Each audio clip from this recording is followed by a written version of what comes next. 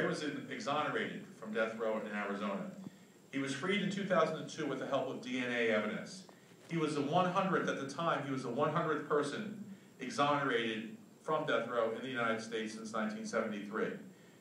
Anyone who hears his story, I think, has to pause and really consider whether the death penalty is appropriate in light of the fact that a situation like Ray's can occur. And I'm very honored that he's here today, and I'm very glad you're here today, Ray, because it didn't have to be this way.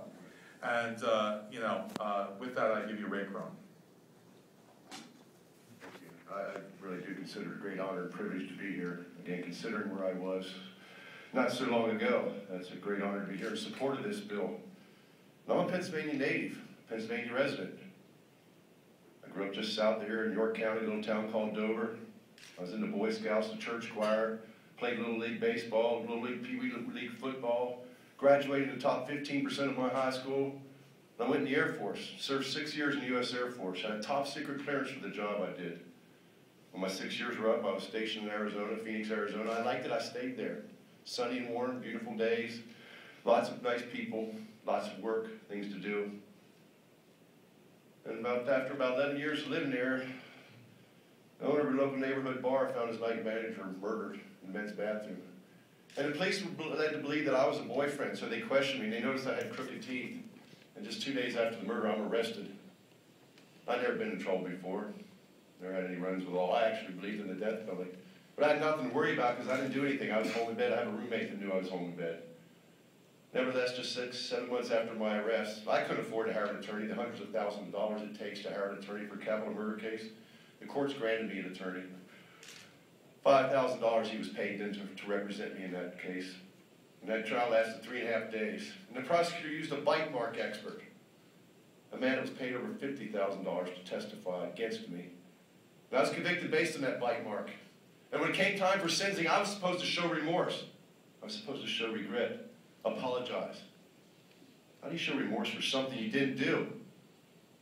I told him he had the wrong person. I didn't kill her. So I was labeled as a cold-hearted, non-remorseful murderer, a monster by the prosecutor. And I was sentenced to death. Spent 3 years on death row, so the Arizona Supreme Court overturned my conviction because of prosecutor misconduct. And by now, my family and me both knew that this was serious, that this was not going to go away, that they didn't care if you were guilty or innocent. They just wanted somebody to pay. And so my family mortgaged their home, cashed in their retirement funds. We hired an attorney out of Southern California to represent me. And that trial lasted 6.5 weeks. And we found the DNA evidence. DNA on the bite mark that I'm supposed to have made did not match me. Nevertheless, the prosecutor was very persuasive. He told the jury to ignore that DNA, that she was a waitress that was just transferred here by accident from somebody else's glass or bottle. And I was found guilty again. And this time the judge, after hearing 6.5 weeks of testimony, ruled that there was lingering and residual doubt of my guilt. He said he wasn't sure that I'd done it.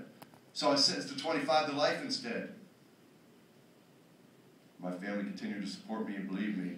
And after 10 years, 3 months, and 8 days, we finally had DNA testing was done. And I was released, a free man at the age of 45, to start my life all over again, to reunite with my family and friends, and to thank those people that supported me here in Pennsylvania and around the country. Those people that believe that we're a higher civilization, that we have to kill our citizens. People that recognize that we make mistakes, we're human. The measure of our worth is not only recognizing that we make mistakes, but what we do when we make those mistakes. What actions we take to correct them. If they can do it to me, they can do it to any of us folks. To any of our families, our moms, our dads, our brothers, our sisters, our uncles. I don't think any of us would stand for that. While we all believe in something, we stand strong in something. We also have to unite in things we are against. Things we want change. You don't take your car to a garage and say what's right with my car. You take your car to a garage to fix what's wrong. I'm here to hopefully be a part of helping fix what's wrong with the death penalty in our state and in our country. And we're going to recognize that it is fruitless, mean-spirited, prejudiced, biased, and downright impractical. Because the way we handle it now, it's a luck of the draw. It's a roll of the dice. And nobody's life should be hanging in the balance on those type of terms. Thank you.